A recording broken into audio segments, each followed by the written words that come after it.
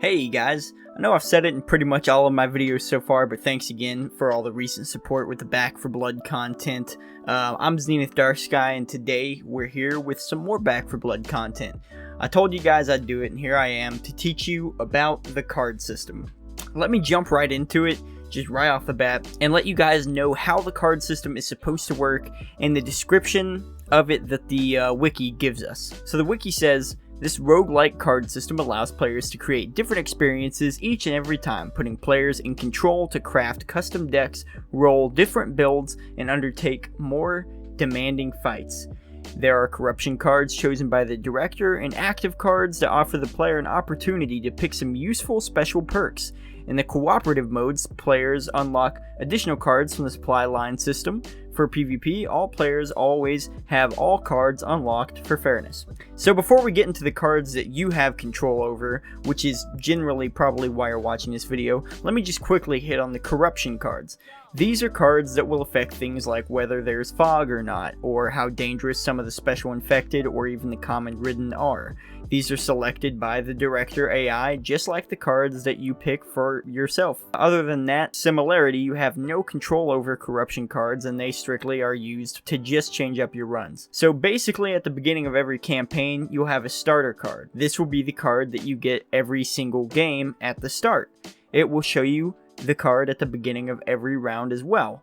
To remind you, I guess, not really sure why. But to determine this card, you put this card in your deck in slot 1 when building a deck. So basically you want your first card in your deck to be the most important card in your build. If you have one card that your build is built around, or just one that is going to be vital to you every time, then put that card here. After that, how you select your cards is up to you. Keep in mind you only get 15 cards in your deck.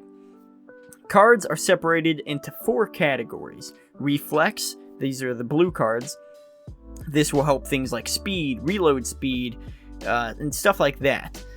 Discipline, which are red cards. This will help your healing, damage resistances, and things of that nature. Brawn, which are the green cards. These will help things like melee, health, trauma resistances, and things like this. And then Fortune, which are the yellow cards. In this category, which will help many various things, from the amount of copper spawned to things that will help you in critical moments and more. Keep in mind, all of these categories have cards that are a little off of the specific things I said, but the majority of these cards, or in these categories, cover areas that I said. But there will always be very specific and special cards in all categories that cover dealing with certain infected and whatnot. Also, it's important to note that there are a great many cards that offer huge bonuses while also offering a negative or detrimental side. An example would be the padded suit card that offers extra damage resistance but hinders your stamina efficiency. Now that we have these types of cards out of the way, how do you get cards? Well, that's pretty simple actually. There are things called supply lines in the hub, Fort Hope. You start with 1 to give you some starting cosmetics and cards, but later you can pick from several and work on more than one at a time. When you complete one of these linear progression trees, another unlocks in its place. These are the only way to permanently obtain cards for PvE, but something worth noting is that no matter what build you have going on, you will find cards throughout the campaign missions that you can use, just laying around or hidden in spots. Either there will be a box that you can purchase a card from using copper for that run, or you can find what appears to be folders where everyone can grab a randomized card from. A lot of times the cards that you purchase are going to be pretty decent, while the cards that are randomized from the folders or whatever it is, these will be cards that will just be things like 10% stamina and stuff like that. This isn't going to be a deck build video because I'm going to do some videos for beginner and advanced builds later on, during or after launch, but I'll give you some basic pointers for deck building on Back for Blood now.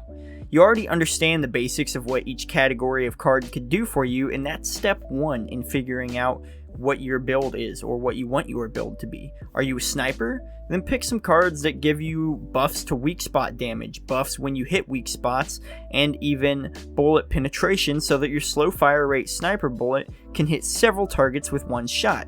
or things that increase accuracy and give you buffs on precision shots. Are you going to be an upfront melee player? That's perfectly viable in this game. That's what I play. So my starter card gives me health on melee kills, but there are things that will increase stamina and melee damage as well that will help with this. I would suggest a couple cards that affect health or trauma resistance as well, since you will be in the middle of the horde a lot. Also, it's interesting that you don't have to carry a deck with a full 15 cards. You could have a 5-card deck because your starter decks that the game gives you are only 5 or so cards. Because you could pick the same card every single round and stack those effects, like increased stamina or ammo capacity. I know when I started the game with the starter decks, I just spammed the increased stamina all the time, so I had so much stamina as a melee character, and it was so helpful. But ultimately, the best way to figure out the card system and what build you want to do is to learn yourself. So take these tips and your new knowledge of what these mechanics are and go do some runs over and over on the beta or when the game launches so you can build up your supply points, purchase new cards, and perfect your builds the way you want them. Get out there and enjoy Back 4 Blood. If you enjoyed this video or if it helped you understand some of the card system, then be sure to like the video. Leave a comment down below if you have any remaining questions and I'll try to respond there or perhaps do another video. Be sure to subscribe if you haven't already, or for more Back 4 Blood content as the game gets closer to launch and then even after launch. Thank you guys so much for watching, and I will see you guys in the next video.